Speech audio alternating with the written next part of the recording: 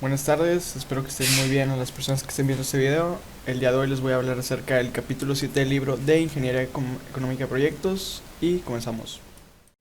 En todos los capítulos del libro hemos hablado acerca del dinero, las tasas de interés, etcétera, que a lo mejor sí son conceptos muy usados en la vida moderna, pero pues nos puede llegar a surgir la duda que de dónde vinieron estos conceptos primeramente y que estos son conceptos creados desde muchísimos años atrás y a continuación vamos a explicarlo un poquito. Para empezar con esto, tenemos que retomar muchísimo tiempo atrás desde la creación de la moneda. Hace miles de años pues no existían las monedas y las transacciones se hacían por medio de trueques. Esto se refiere a que se intercambiaban mercancías de un valor similar entre dos partes, entre dos personas por así decirlo. Y podía ser que a lo mejor las mercancías no tuvieran un valor equivalente, pero el trueque se podía realizar si esa persona tenía algo que la otra necesitaba.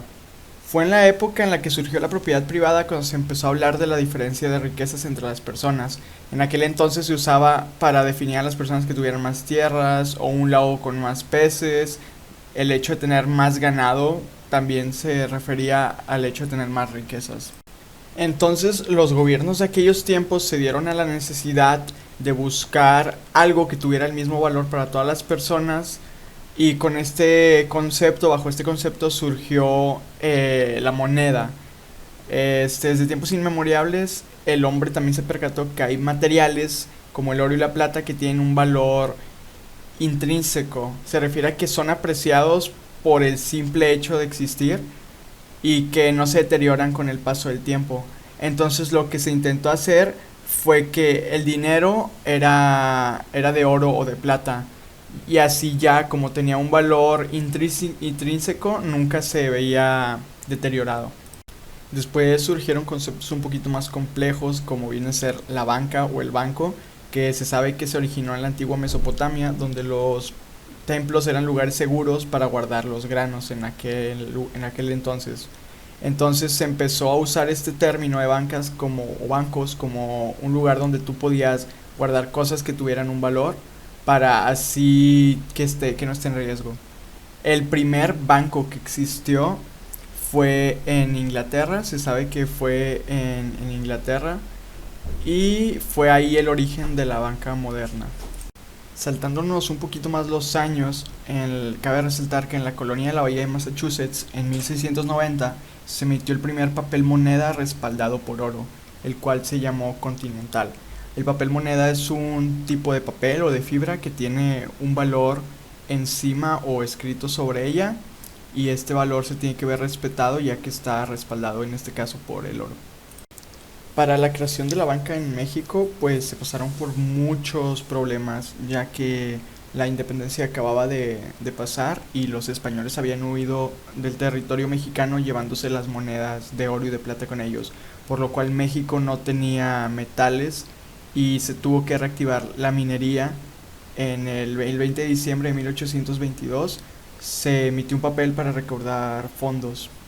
Este hecho fue la primera emisión de papel moneda en México y estaba con la denominación de 1, 2 y 10 pesos.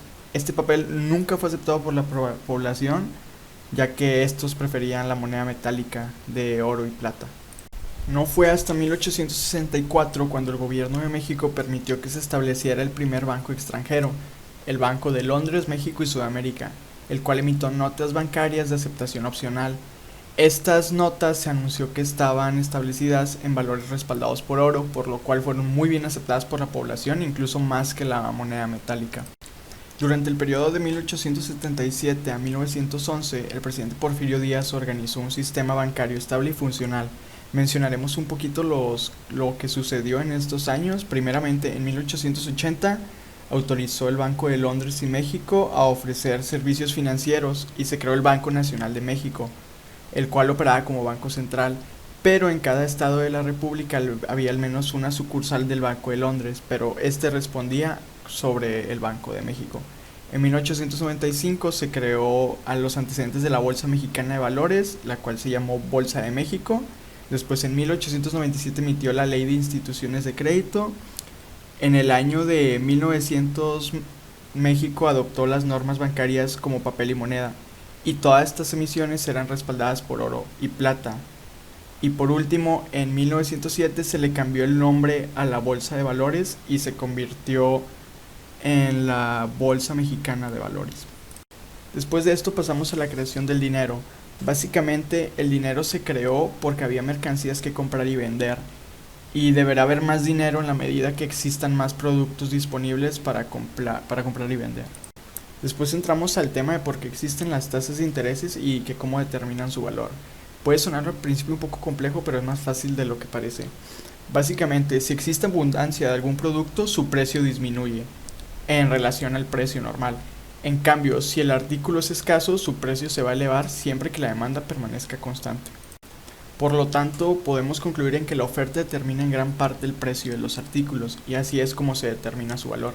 Y en el caso de los intereses, básicamente mientras un artículo tenga muchísima demanda, su interés va a bajar, por lo cual su precio también baja. En cambio, si el artículo es muy escaso y tiene muchísima demanda, el valor tiene que subir, ya que no todos lo pueden adquirir. Un ejemplo de esto fue el caso entre Rusia y Arabia Saudita. Después de que llegara la cuarentena, Rusia no quiso reducir la producción de petróleo, y dado a esto Arabia Saudita, que es uno de los mayores exportadores de este, tampoco la detuvo. Por este motivo hubo un exceso de oferta en el petróleo, pero dadas las circunstancias presentadas por la cuarentena, hubo muy poca demanda, lo que provocó que el precio de este se viniera abajo. Por último, vamos a tocar dos temas de los más importantes, los cuales son el crecimiento económico y las decisiones del Banco Central.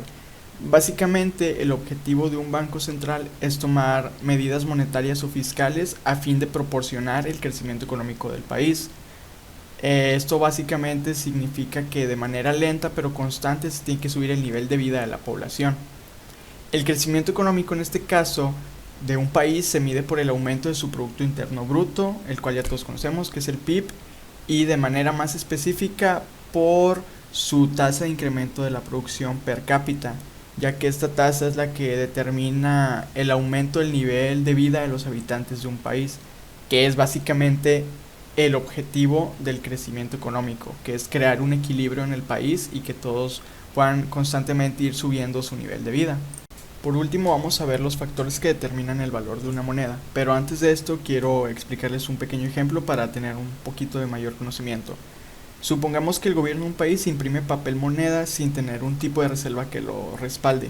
Este gobierno está engañando a otros países y a su propio pueblo, haciéndole creer que el país es rico y que el exceso de dinero lo va a distribuir entre los habitantes. El problema surge cuando el gobierno intenta hacer un trueque o un intercambio con otra nación.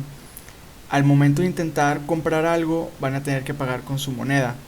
Y supongamos que el país vendedor les dice que como pago quieren, en lugar de su moneda, oro o algún otro producto.